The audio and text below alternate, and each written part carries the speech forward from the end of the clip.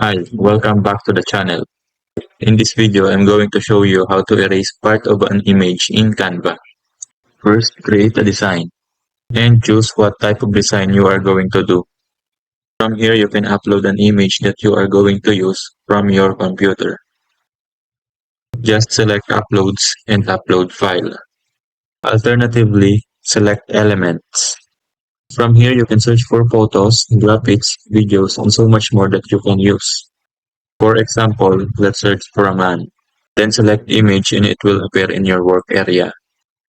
Now to erase some part of the picture, go to edit and select magic eraser. Now just drag and hover the mouse to remove the part of an image that you desire. After that, select erase. And as you can see, other parts of the pictures are already removed. There are some other methods to remove some parts of the image.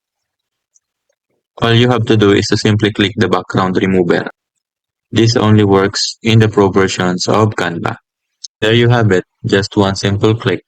If you find this video helpful to you, please like and subscribe.